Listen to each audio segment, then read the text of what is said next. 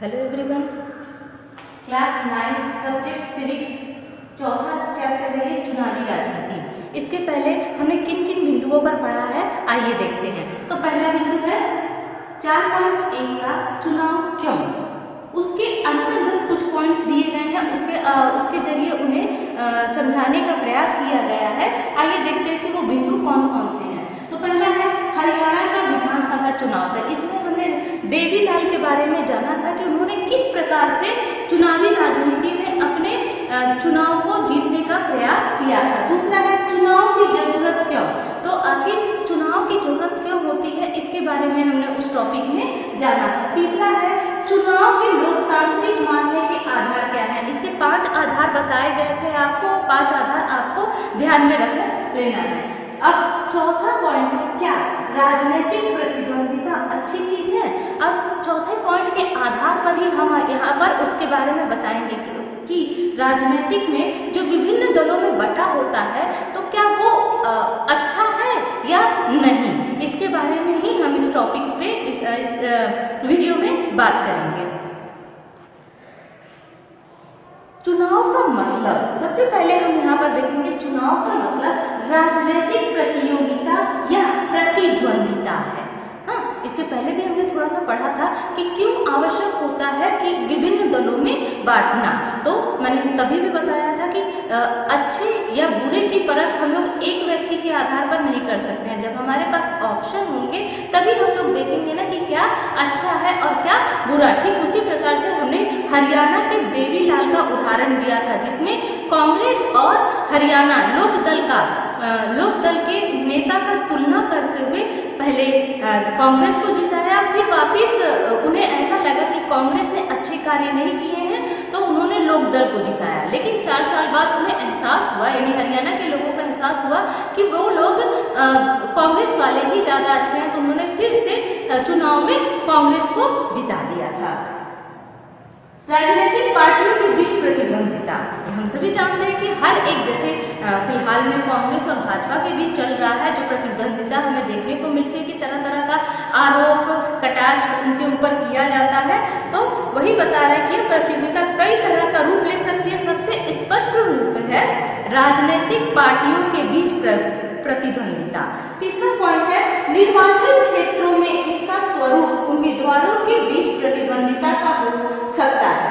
हाँ, प्रतिद्वंदिता न रहने पर चुनाव बेमानी। मैंने इसके पहले भी बताया था कि जैसे निर्वाचन क्षेत्रों में उम्मीदवारों के बीच प्रतिद्वंदिता वही जरूरी भी होता है। वही बता रहे कि अच्छे और बुरे की परख हम एक व्यक्ति के आधार पर नहीं कर सकते हैं। वहाँ एक से अधिक पार्टियां होती हैं तो हम लोग आसानी से इसका वो लगा सकते हैं कि अनुमान लगा सकते हैं कि किस प्रकार से कौन सी पार्टी अच्छी है कौन सी बुरी। या हो सकता है कि वो पार्टी अच्छी अपने आप को दिखा रही है तो भी उसका निर्णय हम लोग कुछ सालों बाद अपने निर्णय को हम कुछ सालों बाद बदल कर फिर वापस दूसरी पार्टी को ला सकते हैं। प्रतिद्वंदिता न रहने पर चुनाव बेमानी हो जाते हैं। यही बात फिर से वही बताया मैंने आपको। अब चुनावी प्रतिद्वंदिता में कुछ स्पष्ट नुकसान, लेकिन क्या राजनीतिक प्रतिद्वंदिता का होना अच्छी चीज है। यहाँ पे एक सवाल पूछा जा रहा है, क्या राजनीतिक प्रतिद्वंदिता का होना अच्छी चीज है। चुनावी प्रतिद्वंदिता में कुछ स्पष्ट नुकसान दिखते हैं, जैसे हर बस्ती हर घर में बंटवारे जैसी स्थिति हो जाती है। यानी जहाँ पर भी चुनाव होता है, हम आमतौर पर चुनावी माहौल की अगर कल्पना करें, आप लोग 9th के बच्चे हैं तो इतना आसपास का माहौल, यानी जब गाँव में ही एक चुनाव होता है तो किस तरह से लोग 2 दलों में बढ़ जाते हैं। हाँ, एक घर के ही लोग अगर 2 दलों को वोट देना चाहते हैं तो उसमें भी लड़ाई झगड़े की स्थिति या नौबत आ जाती है। तो हम लोग आसानी से वो कर सकते हैं कि चुनावी प्रतिद्वंदिता की वजह से सिर्फ समाज पर ही नहीं परिवार पर भी उसका असर पड़ता है। दलों के नियोग तथा नेता एक दूसरे पर आरोप लगाते हैं। ये भी देखने को मिलता है आमतौर पर कि जो दल के नेता होते हैं वो एक दूसरे पर आरोप लगाते हैं, प्रत्यारोप, एक उसका आरोप लगाता है कि इन्होंने ये किया है, हम ये करेंगे, इन्हें ऐसा नहीं करना चाहिए था, हम कोशिश करेंगे कि हम आने वाले समय में आपको अच्छी से अच्छी सुविधा उपलब्ध करा सकें। आपने आपने भी अपने इलाके में सुना होगा कि लोग पार्टी पॉलिटिक्स के फैलने की शिकायत कर रहे हैं। ये देखिए टॉपिक छूट गया था, पार्टी पॉलिटिक्स के फैलने की शिकायत कर रहे हैं। मैंने अभी आपको उदाहरण दिया था कि घर में भी अगर एक से अधिक मतलब एक दो दल के वोट वहां पे देना चाहते हैं तो वहां पर भी यानी एक परिवार की बात किया जा रहा है तो वहां पर भी प्रतिद्वंदिता स्पष्ट दिखने को मिल जाती है। विभिन्न दलों के लोग और नेता जो होते हैं, हाँ, लोग तथा नेता एक दूसरे पर आरोप लगाते हैं, जीतने के लिए तरह तरह के हथकंडे अपनाते हैं, चाहे वो राजनीतिक हो, सामाजिक हो, आर्थिक हो, जाति विरोध, जाति के आधार पर हो, वो इस प्रकार का उन पर लगाकर, हाँ, यानी अपनी जाति के आधार पर भी चुनाव जीतने का प्रयास करते हैं, आर्थिक रूप से मदद कर भी चुनाव जीतने का प्रयास करने लगते हैं। पार्टियां और उम्मीदवार चुनाव जीतने के लिए तरह तरह के हथकंडे अपनाते। कुछ लोगों का कहना है कि चुनावी दौड़ जीतने का यह दबाव, यहाँ पे दिया है, चुनावी दौड़ जीतने का यह दबाव सही किस्म की दीर्घकालिक राजनीति को पनपने नहीं देता। हाँ, यानी यही दबाव लंबे समय तक टिकने वाली नेता या पार्टी को वहां पर दबाव नहीं बनता है। यही कारण होता है कि समाज के जो लोग अच्छे लोग होते हैं वो इस राजनीति में उतरना नहीं चाहते हैं, यानी सामाजिक कार्य करने वाले, अच्छे कार्य करने वाले इन परिस्थितियों को देखकर घबरा जाते हैं।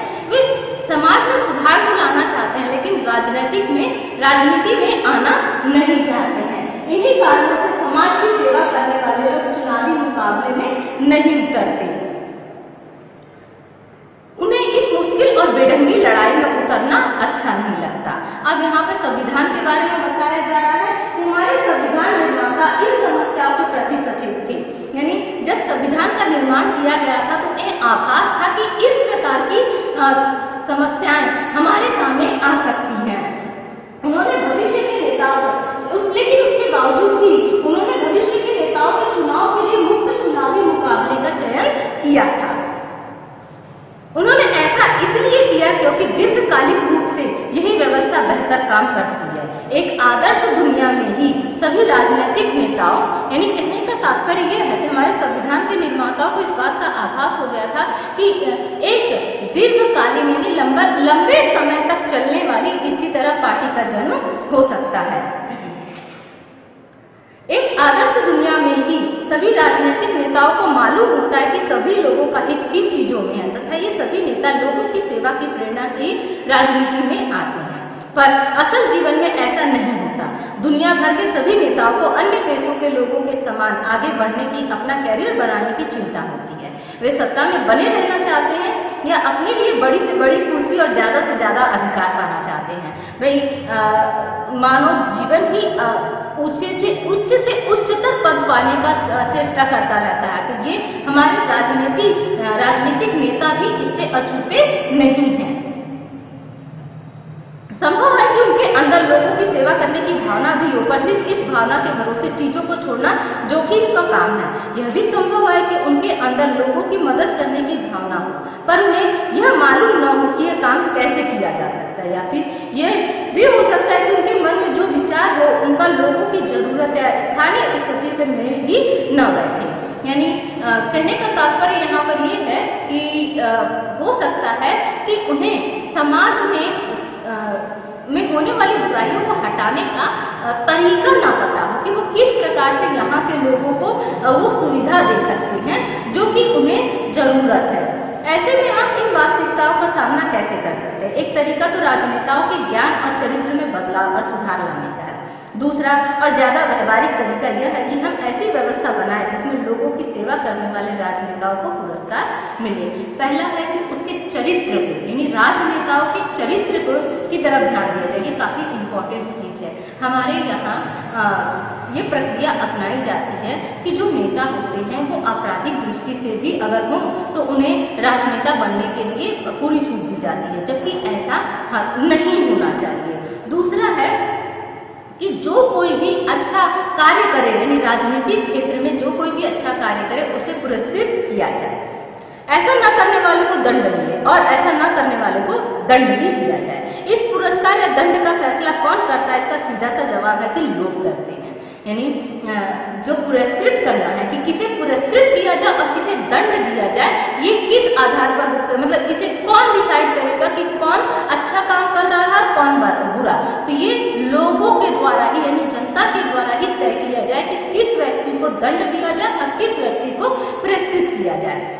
चुनावी प्रतिद्वंदिता का यही अर्थ है। नियमित चुनावी मुकाबले का लाभ राजनीतिक और दलों और नेताओं को मिलता है। वे जानते हैं कि अगर उन्होंने लोगों की इच्छा के अनुसार मुद्दों को उठाया तो उनकी लोकप्रियता बढ़ेगी और अगले चुनाव में उनकी जीत की संभावना भी बढ़ेगी। लेकिन यदि वे अपने कामकाज से मतदाताओं को संतुष्ट करने में असफल रहते हैं तो वे अगला चुनाव नहीं जीत सकते। यानी हम लोग ये देखते हैं कि जो लोग भी अच्छा कार्य करते हैं उन्हें चुनावी प्रतिद्वंदिता चुनाव में जिताया भी जाता है कि उन्होंने उस शहर के लिए अच्छा कार्य किया है, लेकिन कभी कभी स्थिति उसके विपरीत भी हो सकती है। इस तरह यदि कोई राजनीतिक पार्टी सिर्फ सत्ता में आने की इच्छा से ही आगे आई है तो भी उसे मजबूरन जनता की सेवा करनी होगी। कुछ इसी ढंग से बाजार काम करता है। भले ही कोई दुकानदार सिर्फ अपने फायदे की सोचता है, उसे मजबूरन ग्राहक को अच्छा सौदा देना ही पड़ता है। अगर वह ऐसा नहीं करता तो ग्राहक दूसरी दुकान देखेगा। ठीक इसी तरह राजनीतिक मुकाबले से संभव है कुछ भेदभाव पनपे और लोगों में आपसी मनमुटाव पैदा हो, लेकिन आखिरकार इससे राजनीतिक दल और इसके नेता लोगों की सेवा के लिए बाध्य होते हैं। यानी कहने का तात्पर्य ये है कि अगर एक नेता आने वाले चुनाव में ठीक प्रकार से काम ना करे तो उन्हें पूरा यकीन है कि जो जनता है वो दूसरी जगह यानी दूसरे नेता के दूसरी पार्टी में चली जाएगी, यानी उनका वोट दूसरी पार्टी में चली जाएगी। इस चीज को मद्देनजर रखते हुए भी पार्टियां अच्छे कार्य करती हैं। ये टॉपिक हम लोगों का यही खत्म होता है। अब 4.2 देखा जाएगा, चुनाव की हमारी प्रणाली क्या है, यानी इसकी प्रक्रिया क्या है, किस प्रकार से हम चुनाव की प्रणाली उसका तरीका स्टेप्स किए जाते हैं। 4.2 आ गया है। देखिए, चुनाव की हमारी प्रणाली क्या है, यानी इसकी प्रक्रिया क्या है, किस प्रकार से हम लोग चुनाव करवाते हैं, यानी चुनाव किया जाता है, ये इसमें बताया जाएगा। तो देखिए, हमारे देश में होने वाले चुनाव लोकतांत्रिक हैं। कहने का तात्पर्य ये है कि हमारे देश में जो चुनाव हो रहे हैं वो लोकतांत्रिक है या नहीं। इस सवाल का जवाब देने के लिए आइए देखें कि भारत में चुनाव किस तरह होते हैं। तो यहाँ पर सबसे पहले है कि जब चुनाव किया जाता है, हमारे यहाँ लोकसभा और विधानसभा के चुनाव, यानी लोकसभा और विधानसभा के जो चुनाव होते हैं, चुनाव जो होता है वो 5 साल में, यानी प्रत्येक 5 साल के बाद, यानी 5 साल के बाद लोकसभा और विधानसभा का चुनाव होता है। 5 साल के बाद लोकसभा भंग हो जाती है। ठीक उसी प्रकार से 5 साल के बाद विधानसभा भी भंग हो जाती है। सभी चुनाव क्षेत्रों में एक ही दिन या एक छोटे अंतराल में अलग अलग दिन चुनाव होते हैं। यानी कहने का तात्पर्य ये है कि किस प्रकार से जो चुनाव की प्रक्रिया होती है वो इसमें बताया जा रहा है। यानी प्रत्येक 5 साल में चुनाव होता है लोकसभा और विधानसभा का। दोनों का तुलनात्मक अध्ययन करते हुए चल रहे हैं हम लोग। लोकसभा का भी चुनाव 5 वर्ष में होता है, यानी प्रत्येक 5 वर्ष बाद, और ठीक उसी प्रकार से विधानसभा का भी चुनाव 5 वर्ष बाद होता है। और 5 साल के बाद लोकसभा भंग हो जाती है। ठीक उसी प्रकार से विधानसभा भी 5 साल बाद भंग हो जाती है। उसके बाद सभी चुनाव क्षेत्रों में, यानी जहाँ जहाँ चुनाव क्षेत्र होते हैं वहाँ पर क्षेत्रों में एक ही दिन या एक छोटे अंतराल के बाद चुनाव किए जाते हैं। यानी दोनों में यही बात आती है, दोनों में ही कि कहने का तात्पर्य है कि एक ही समय, एक ही दिन में कई क्षेत्रों में चुनाव हो जाते हैं, छोटे सा अंतराल देकर चुनाव किए जाते हैं। इसे आम चुनाव कहते हैं। इसीलिए बात होता है, कई बार सिर्फ एक ही क्षेत्र में चुनाव होता है। कहने का तात्पर्य ये है कि जैसे बोला जा रहा है कि किसी एक क्षेत्र में चुनाव होता है, इसका कारण ये भी हो सकता है कि वहाँ का जो विधानसभा यानी विधायक या संसद सदस्य है उसको या तो उसने इस्तीफा दे दिया है या उसकी मृत्यु हो गई है, जिसकी वजह से सिर्फ एक ही क्षेत्र में चुनाव किया जाता है। इसे उपचुनाव कहते हैं। यानी ये इस प्रकार के चुनाव को उपचुनाव कहा जाता है। यानी कि किस प्रकार के चुनाव को, यानी कि जो विधायक या संसद सदस्य है उसकी या तो उसने इस्तीफा दिया है या तो उसकी मृत्यु हो गई है, और ये जो चुनाव होते हैं उसे जिससे जबकि जो 5 साल बाद होता है, हाँ, जो प्रक्रिया के अनुसार होता है उसे आम चुनाव कहा जाता है। इस अध्याय में हम आम चुनाव पर ही ध्यान केंद्रित करेंगे, यानी ये जो हम लोग पढ़ेंगे वो सिर्फ आम चुनाव पर ही होगा। अब यहाँ पर चुनाव क्षेत्र बताया जा रहा है कि चुनाव क्षेत्र किस प्रकार से निश्चित किया जाता है। तो आपने पढ़ा है कि हरियाणा के लोगों ने 90 विधायकों का चुनाव किया। इसके पहले हमने जब लोकदल के नेता के बारे में पढ़ा था तो वहाँ पर बताया गया था कि 90 सीटों के लिए हरियाणा में चुनाव हो रहा था। संभव आपने सोचा हो उन्होंने ऐसा कैसे किया होगा। क्या हरियाणा का हर व्यक्ति सभी 90 विधायकों के लिए वोट देता? यानी कहने का तात्पर्य ये है कि प्रत्येक व्यक्ति जो 90 विधायक चुने गए थे या संसद सदस्य चुने गए थे कि प्रत्येक व्यक्ति उन 90 को वोट दे रहा है? नहीं, ऐसी प्रक्रिया नहीं होती है। वो उम्मीदवार जो होता है वो जिस क्षेत्र में आता है उस क्षेत्र के रहने वाले उम्मीदवार को ही वो वोट डाल सकता है, अन्य किसी भी उम्मीदवार को वोट नहीं कर सकता है। ऐसा नहीं होता। अपने देश में हम क्षेत्र विशेष पर आधारित प्रतिनिधित्व की प्रणाली से काम करते हैं। चुनाव के उद्देश्य से देश को अनेक क्षेत्रों में बांट दिया जाता है। यानी जब चुनाव किया जाता है, देखिए चुनाव क्षेत्र, हाँ, तो जब चुनाव किया जाता है तो उसको चुनाव से अनेक निर्वाचन क्षेत्रों में बांट लिया जाता है, छोटे छोटे निर्वाचन क्षेत्रों में बांट लिया जाता है, जिसे क्या कहते हैं? निर्वाचन क्षेत्र। हाँ, अनेक एक क्षेत्र में रहने वाले मतदाता अपने एक प्रतिनिधि का चुनाव करता है। यानी जब उसे निर्वाचन क्षेत्र में बांटा जाता है तो अगर मैं किसी एक कैटेगरी में आती हूँ कि इस निर्वाचन क्षेत्र की मैं सदस्य हूँ तो मैं उससे ही रिलेटेड वहीं के प्रतिनिधि को ही मैं अपना वोट या अपना मत दे सकती हूँ, अन्य किसी को भी नहीं। फिर लोकसभा एक प्रक्रिया बताई जा रही है कि लोकसभा का जब चुनाव किया जाता है तो उसमें क्या क्या होते हैं। तो लोकसभा के 543 सीटें होती हैं, यानी कितने संसद सदस्य हुए? 543।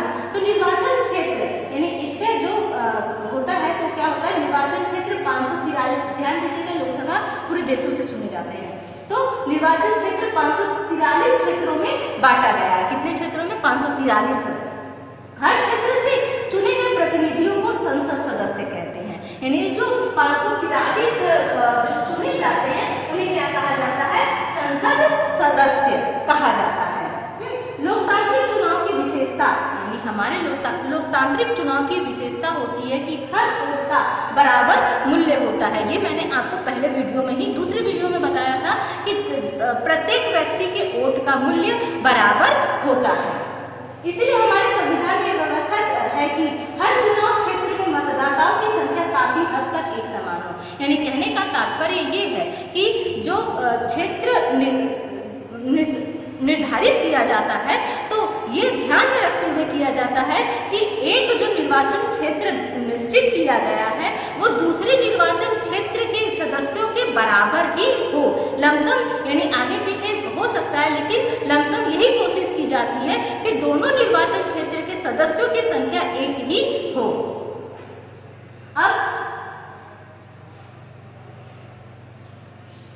इसी प्रकार प्रत्येक राज्य को, अब हम लोग विधानसभा का देखते हैं। जैसे अभी लोकसभा का देखे थे, केंद्र वाला होता है। अब ये यहाँ पर हम लोग राज्य से देखते हैं। हाँ, तो विधानसभा के निर्वाचित प्रतिनिधियों को क्या कहते हैं? विधायक कहते हैं। इसी प्रकार प्रत्येक राज्य को उसके विधानसभा की सीटों के हिसाब से में बांटा जाता है। यानी जिस प्रकार से 543 में बांटा गया, ठीक उसी प्रकार से विधानसभा के निर्वाचित क्षेत्रों को बांटा जाता है। फिर निर्वाचित प्रतिनिधियों को विधायक कहते हैं। प्रत्येक संसदीय निर्वाचन क्षेत्र में विधानसभा के कई निर्वाचन क्षेत्र आते हैं। यानी कहने का तात्पर्य ये है कि प्रत्येक संसदीय निर्वाचन क्षेत्र, यानी जो हमने निर्वाचन क्षेत्र लोकसभा का देखा था, यानी 543 में बांटा गया था, लेकिन यहाँ पर राज्य के हिसाब से है तो राज्य के हिसाब से उसका दायरा भी संकुचित हो जाता है। यानी कहने का तात्पर्य ये है कि जरूरी नहीं है कि जितना लोकसभा में निर्वाचन क्षेत्र एक पर्टिकुलर एरिया को निर्वाचन क्षेत्र माना गया है तो वो एक ही रहेगा, नहीं, उसे विधानसभा के दृष्टिकोण से उसे कई भागों में भी बांटा जा सकता है। प्रत्येक संसदीय निर्वाचन क्षेत्र में विधानसभा के कई निर्वाचन क्षेत्र आते हैं। अपनाया जाता है। यानी जो प्रक्रिया लोकसभा और राज्यसभा में विधानसभा में किया गया है, ठीक उसी प्रकार से किसमें किया जाता है, पंचायतों और नगर पालिकाओं के चुनाव में किया जाता है। प्रत्येक पंचायत को कई वार्डों में, जैसे यहाँ पर था निर्वाचन क्षेत्र में बांटा गया था, फिर उसी निर्वाचन क्षेत्र को कई क्षेत्रों में बांटा गया था, ठीक उसी प्रकार से अब जब पंचायत का आता है तो उसे कई वार्डों में बांटा जाता है। यानी पॉसिबल है, पॉसिबल क्या है, 100% ये है कि जैसे यहाँ पर बोला प्रत्येक संसद बोला ना, ठीक उसी प्रकार से हम लोग पंचायत के लिए रख सकते हैं कि प्रत्येक विधानसभा कई निर्वाचन क्षेत्रों को कई वार्डों में बांटा जा सकता है। जो छोटे छोटे निर्वाचन क्षेत्र हैं, प्रत्येक वार्ड से पंचायत और नगर पालिका के लिए एक सदस्य का चुनाव होता है। यानी जितने वार्ड में बांटा गया है उतने वार्ड के सदस्यों का एक प्रतिनिधि होता है, उसमें से एक प्रतिनिधि चुनकर आता है। कई बार निर्वाचन क्षेत्रों को सीट भी कहा जाता है, क्योंकि हर क्षेत्र संसद या विधानसभा की एक सीट का प्रतिनिधित्व करता है। यानी कहने का तात्पर्य जो 543 जो यहाँ पर आंकड़ा दिया गया है, इसे 543 सदस्य न करके 543 सीट भी कहा जाता है। जैसे अभी हमने हरियाणा वाले उदाहरण में पढ़ा था कि 90 सीट, तो क्या था वो 90 सदस्य। इसीलिए हम जब कहते हैं कि लोकदल ने हरियाणा की 60 सीटें जीती, तो इसका मतलब है कि विधानसभा के 60 निर्वाचन क्षेत्रों में लोकदल के 60 लोग जीतकर राज्य विधानसभा में पहुंचे। यानी कहने का तात्पर्य ये है कि जैसे एक उदाहरण के तौर पर हम लोग ले लेते हैं कि लोकसभा में यदि 543 सदस्य है, विधानसभा का ले लिया जाता है कि विधानसभा में अगर 252 करीब इसी के आसपास के लिए आंकड़ा होगा, तो विधानसभा में अगर इतने सदस्य हैं, मान के चलिए तो 252 सीट है और उसमें से 100 सीट कांग्रेस अगर जीतती है या भाजपा, तो ये क्या होगा, एक सीट यानी एक सदस्य। हाँ, तो ये बात यहाँ पर बताई गई है। 4.2 में चुनाव की हमारी प्रणाली क्या है, चुनाव क्षेत्र देख लिया था, जिसमें लोकसभा, विधानसभा, पंचायत के विभिन्न तरीके बताए गए कि उसे किस तरह से उसे निर्वाचित क्षेत्रों में बांटा जाता है। अब है आरक्षित निर्वाचन क्षेत्र। तो आरक्षित यानी आरक्षित किसी पर्टिकुलर एरिया को किसी के जाति के, विशेष जाति के उसको आरक्षित कर देना, ये आरक्षित का एक सामान्य तौर पर शब्दावली कही जा सकती है। तो यहाँ है, देखिए, हमारा संविधान प्रत्येक नागरिक को अपना प्रतिनिधि चुनने और जनप्रतिनिधि के तौर पर चुने जाने का अधिकार देता है, लेकिन हमारे संविधान निर्माताओं को चिंता थी कि संभव है खुले चुनावी मुकाबले में कुछ कमजोर समूहों के लोग लोकसभा और विधानसभा में पहुंच नहीं पाए। कहने का तात्पर्य यह है कि हमारा संविधान हमारे संविधान का जब निर्माण हुआ था, तो संविधान निर्माताओं को इस बात की आशंका थी कि जो हमारे निचले तबके के लोग हैं, हो सकता है कि उचित संसाधनों के अभाव के कारण वे सब चुनाव में हिस्सा न ले सके। इस बात को ध्यान में रखते हुए इन लोगों ने संभव है चुनाव लड़ने और जीतने लायक जरूरी संसाधन, शिक्षा और संपर्क उनके पास हो ही नहीं। संसाधनों वाले प्रभावशाली लोग उनको चुनाव जीतने से रोक भी सकते हैं। यानी निचले तबके के लोगों को रोका ना जा सके, यानी चाहे वो प्रभावशाली लोग हों, चाहे किसी भी प्रकार के लोग हों, अपना दबदबा कायम, राजनीति में अपना दबदबा कायम करने वाले लोग भी उन्हें रोक ना सके, ऐसी व्यवस्था के लिए नहीं रोक ना पाए, उसे ऐसी व्यवस्था के लिए आरक्षित श्रेणी कुछ रखी गई।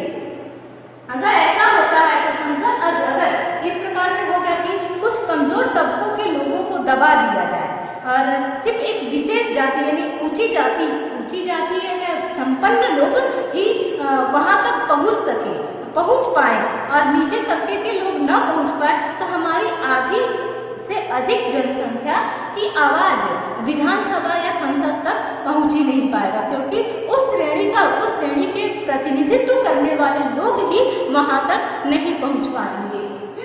अगर ऐसा होता है तो संसद और विधानसभाओं में